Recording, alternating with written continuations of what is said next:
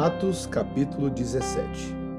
Tendo passado por Anfípolis e Apolônia, Paulo e Silas chegaram a Tessalônica, onde havia uma sinagoga dos judeus. Paulo, segundo o seu costume, foi procurá-los e por 3 sábados discutiu com eles a respeito das Escrituras, expondo e demonstrando ter sido necessário que o Cristo padecesse e ressuscitasse dos mortos. Paulo dizia: "Este Jesus que eu anuncio a vocês é o Cristo."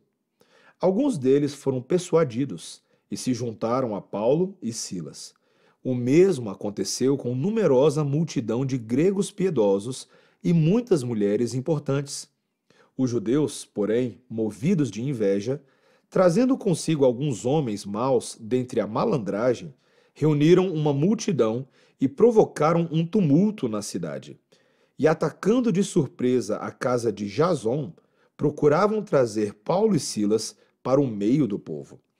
Porém, não os encontrando, arrastaram Jason e alguns irmãos diante das autoridades, gritando: "Estes que promovem tumulto em todo o mundo chegaram também aqui, e Jason os hospedou na casa dele. Todos estes agem contra os decretos de César, dizendo que existe outro rei chamado Jesus."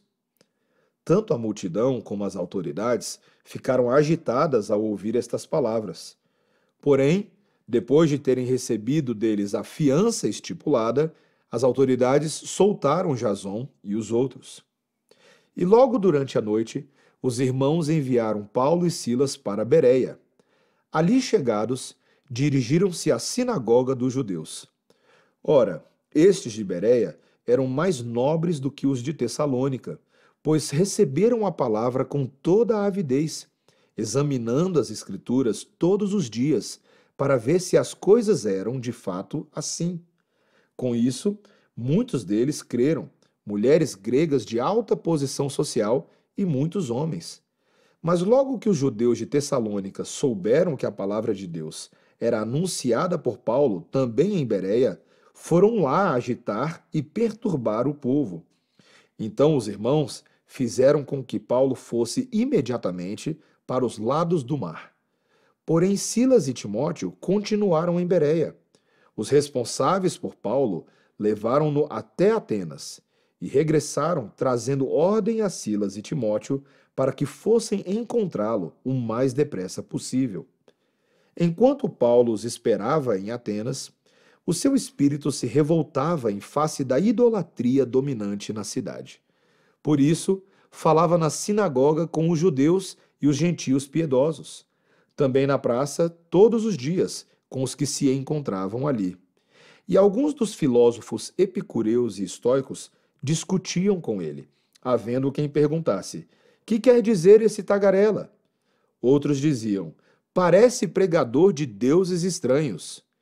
Diziam isso porque Paulo pregava a Jesus e a ressurreição. Então, tomando-o consigo, levaram-no ao Areópago, dizendo: "Podemos saber que nova doutrina é essa que você ensina?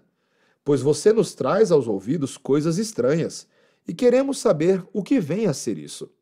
Acontece que todos os de Atenas e os estrangeiros residentes não se ocupavam com outra coisa senão dizer ou ouvir as últimas novidades.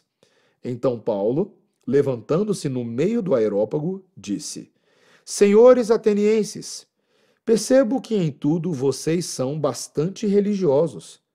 Porque andando pela cidade e observando os objetos de culto que vocês têm, encontrei também um altar, no qual aparece a seguinte inscrição: Ao Deus desconhecido. Pois esse que vocês adoram sem conhecer é precisamente aquele que eu lhes anuncio. O Deus que fez o mundo e tudo o que nele existe, sendo ele Senhor do céu e da terra, não habita em santuários feitos por mãos humanas, nem é servido por mãos humanas, como se precisasse de alguma coisa, pois ele mesmo é quem a todos dá vida, respiração e tudo mais.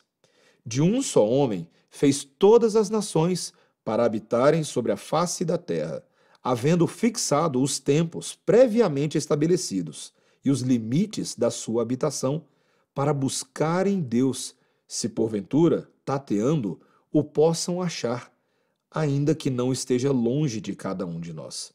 Pois nele vivemos, nos movemos e existimos. Como alguns dos poetas de vocês disseram, porque dele também somos geração.